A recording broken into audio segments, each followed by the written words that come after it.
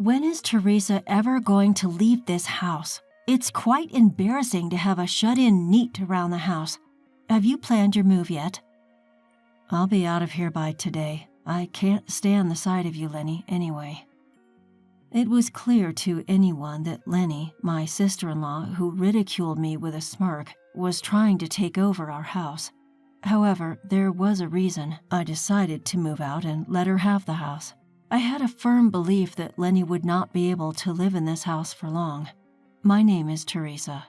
I live with my dad, mom, and Lenny, my brother's wife.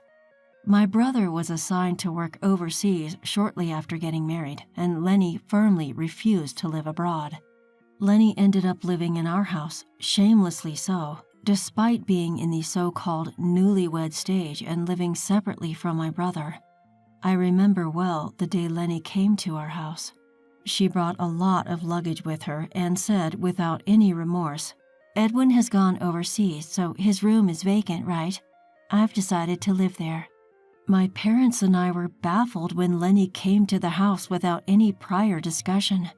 When we called my brother to ask for an explanation, he was also surprised by Lenny's actions. Though my brother, who had just been assigned overseas, did respond, it was ultimately up to my parents and me, who were in direct contact with Lenny, to have the discussion. After getting married, Lenny was supposed to live in the house where my brother lived alone. However, when we asked why she suddenly came to the house, Lenny said the room was too small. I had been to my brother's room, and it didn't seem too small. But Lenny had already unilaterally terminated the lease of my brother's room. Since her parents lived far away and our house was conveniently located for her to get to work, she insisted on living in the house. Naturally, my parents were angry about Lenny's outrageous behavior, but Lenny was smart. Edwin has gone overseas, and I'm lonely too. Of course, I plan to contribute financially since I'll be living here. I'll also do my best with housework, so please, let me stay in this house. When Lenny pleaded like this, my parents couldn't refuse. I think one of the reasons my parents couldn't strongly reject Lenny was for my brother's sake. My parents didn't seem to mind living with Lenny, which had started suddenly. They were angry about her coming without any discussion, but Lenny was doing housework, as she said, going to work, and paying rent to my parents. However, I was nothing but dissatisfied. For some reason I don't know, Lenny had made me her enemy. "Oh, Teresa, you're as unattractive as ever today." I was utterly surprised when she said that as soon as she saw me when I came out of my room in the morning. I don't think my face is attractive at all, but I was naturally surprised when she suddenly said such a thing. "Teresa, aren't you ashamed to be a shut-in all the time? Edwin is so respectable, going on an overseas assignment, and my in-laws have earned enough to live in such a large house, while you, Teresa, are just a NEET, playing at home all the time. I would be too ashamed to stay in such a house if I were you." Today, my parents were at work and Lenny seemed to be off. Is she assuming I won't tell our parents about her nasty words? No need to feel embarrassed. I'm not a NEET, I answer, laughing internally at her absurdity. Sure, my job requires me to be at home a lot, but that doesn't make me a NEET. But my sincere answer simply triggers a burst of laughter from Lenny. "Oh, come on, Teresa. Your brother's a successful man, and I work for a prestigious company. Even your parents are respected employees. I understand you might feel a bit inferior, but there's no need to lie." "I'm not lying. I'm an influencer." "An influencer? Please, stop making me laugh. As if someone as plain as you could be an influencer. That's a job for gorgeous models." She responds, brushing her elegantly curled hair off her shoulder, ignoring my protests, and shoving past me. As she strides away, a heavy cloud of her perfume lingers in the air. "When will you finally move out, Teresa? It's so embarrassing to have a shut-in NEET in the house. Have you found a new place yet?" She suddenly stops mid-stride, turning around with a malicious grin on her face. I'll give you an allowance, Teresa. You must be in dire need of money, right?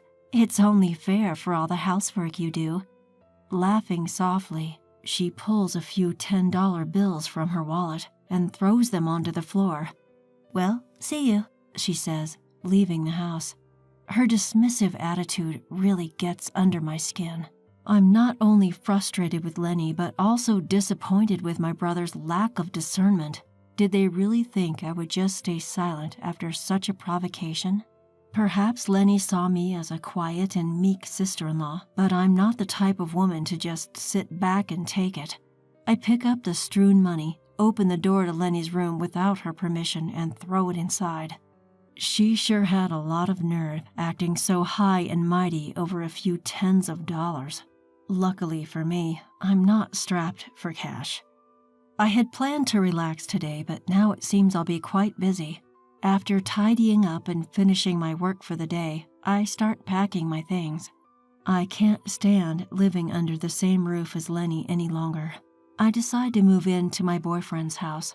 Nathan, my boyfriend, with whom I've been discussing marriage plans, is understanding and agrees to accommodate me as soon as I explain the situation. Meanwhile, I make a call to a certain place in the morning. From the moment she came to greet us as a prospective wife, Lenny had always looked down on me. She's probably the type of person who needs to assert her dominance over someone to feel alive. By the time I finish my tasks, my parents return home. I don't mention anything about Lenny. Instead, I join my parents for dinner, a meal I had prepared. Lenny, who had claimed to be out with friends, hadn't returned yet. She said she wouldn't be home for dinner, so I guess she'll return late. I chose not to tell my parents about Lenny yet, waiting for the right moment. Lenny was in for a surprise, and I planned to hit her with it at the worst possible moment. I'm moving in with Nathan starting today. I'll be out of here by tonight. That's quite sudden. Nathan's okay with it? Yep, he agreed, and we're thinking about getting married soon. Well, as long as it's fine by him, just make sure to let him know we said hi. I broke the news to my worried parents, finished washing the dishes with my melancholic mom, and then I picked up my packed belongings and headed out of my room. And there, right on cue, stood Lenny. Dolled up in heavy makeup, Lenny's grin stretched across her face like she'd just spotted her prey. When will you finally leave this house, Teresa? It's so embarrassing to have a shut-in neat like you around. Is your moving day coming soon? I'll be gone today. Trust me, I'm as eager to get away from you as you are to see me gone. Lenny's expression twisted in response to my direct reply. She glared at her cheeky sister-in-law. Her ugly face was truly a sight to behold. No offense to my brother, but I could do without a sister-in-law like her. The next time we'd meet, I'd be ready to serve her a dose of revenge. Well, excuse me then. I bid Lenny farewell, said goodbye to my parents who were relaxing in front of the television downstairs, and left the house. Nathan had said to me, "You probably won't need to deal with your sister-in-law again." But I loved my brother. He was a good-natured man being duped by Lenny, and I couldn't just stand by knowing that. Thanks for your concern, but Lenny needs to be completely ousted from our house. A few days after I left home, I got a call from Mom. You, giving us such a shock by suddenly sending that. Just come home and explain. We've already informed your brother, but he can't make it back right away, so we'll video call him. We've also asked Lenny to take off from work, so hurry back. I responded to Mom's call, which came in late in the afternoon with an okay, and after texting Nathan that I was heading to my parents' house, I left. The family house that I returned to after several days felt heavy with tension the moment I walked in. As I approached the living room, Lenny's cries became louder. When I opened the door, Lenny was hunched over in front of my parents, seated on the sofa. I could feel her glaring at me. "Teresa, this is terrible. Why would you send these pictures?" Lenny pointed to a series of pictures sprawled across the coffee table. The pictures were of Lenny with various men at different locations, some with arms linked, hands held, images of intimacy. The sender, as Lenny indicated, was, of course, me. Private investigators can be quite useful, I thought. On the morning I left home, I had contacted a private investigator to check if my sister-in-law was cheating, transferred the money, and that was it. From just that, such indisputable evidence was procured. "You're the terrible one. What do you mean by doing whatever you want just because I'm not there?" The one shouting was my brother, connected via video call. His face, displayed on the screen, was beet red from anger. Lenny cried out to my brother, "But I was lonely. You always travel abroad even though we're newlyweds, Edwin. You left me alone. You're the one at fault, Edwin." I could feel the anger radiating from my parents' faces, but I calmly stated, "You're right. The fault lies with my brother." Lenny's expression turned to one of disbelief as she looked at me. I leveled my gaze at her, allowing no warmth to seep through. "The real problem is my brother's lack of judgment in choosing a woman like you." Lenny, taken aback at my words, leaned in toward me, fuming. "What? You've got some nerve, you hideous shut-in, telling me such things. All this chaos, it's your fault." Despite the presence of my parents and brother, Lenny couldn't hold back her true colors. As she realized what she had just blurted out, her hand flew to her mouth. But it was too late. My parents and brother were taken aback, but I just flatly declared, "Lenny is always like this. Lenny thinks of me as an ugly shut-in. She played the nice girl in front of everyone else, but she cheats and she doesn't hesitate to be abusive to anyone she perceives as beneath her. My brother is also at fault for choosing to marry such a person." "I was just stating the truth. After all, Teresa is a shut-in, not an influencer. That's just a lie, right?" The one who sighed at Lenny's brazen defiance was Mom. I had no idea that Lenny was like this. Yes, Teresa spends a lot of time at home, but she's not a shut-in. She's a real influencer. Eh?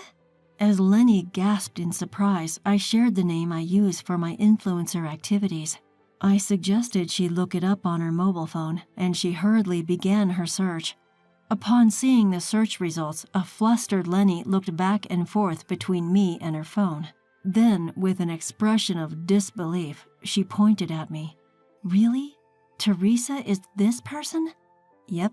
Makeup is like magic, isn't it? I'm a beauty influencer. Born with a nondescript face, I use makeup to transform it, creating countless videos of my makeovers and posting them online. I sometimes receive requests from cosmetic companies to advertise their products in my videos. Thankfully, I have a large fan base, and when people think of beauty influencers, my name is often one that comes to mind. This house was built with the money Teresa earned." "This huge house?" Lenny gasped in response. I guess it's hard to believe that someone like me could have built a house in such a prime location so close to the station. As Lenny stood there, dumbfounded, the doorbell rang. Wondering who could be visiting at such an hour, I, the only one standing, answered it. A familiar voice rang out. "Can I come in?" "Yeah, sure," I responded, and the owner of the voice entered. Seeing Nathan walk in through the living room door, Lenny recoiled. What? Why is Nathan here?" "Oh, you must be the sister-in-law I've heard about. It's nice to know you recognize me. Thank you," Nathan replied, his radiant smile lighting up the room. He's been an actor since his childhood. We had met at a social gathering for content creators and hit it off right away. Nathan and I had been in a relationship for several years, but we kept it a secret. Upon Nathan's appearance, it seemed that Lenny really believed that I was an influencer. Lenny weakly murmured, "No way." From the other side of the screen, my brother told her, "This isn't a time for you to be upset about that." Things quickly spiraled from there. My brother declared to Lenny that he would demand a settlement and file for divorce. He was going to take a break and return to the U.S., and until then, he instructed Lenny to wait. Lenny's parents lived far away, so she had to stay at our house until my brother returned. With our parents looking at Lenny as if she were something disgusting, it was clear that the days until my brother's return would be harsh and painful for her. Once we confirmed that my brother had escaped a woman like Lenny, Nathan and I decided to head home. On the drive back, I asked Nathan, "Why did you come with me?" He replied, "I didn't want my future wife, Teresa, to be mistreated." I found myself smiling at Nathan's kindness. My brother returned to the States 2 weeks later. During that time, Lenny had apparently taken a leave and locked herself in her room. While drafting the divorce papers, she was said to be crying, "I love Edwin the most." But my brother didn't waver at all. After the divorce was finalized, Lenny apparently began living alone. But the men who used to entertain her wouldn't associate with her anymore due to the shock of the divorce and her subsequent weight loss. Unable to receive help from anyone, Lenny repeatedly called my brother, but he blocked her calls. Furthermore, he went abroad again, leaving Lenny with no one to rely on. She quit her job and returned to her parents' home.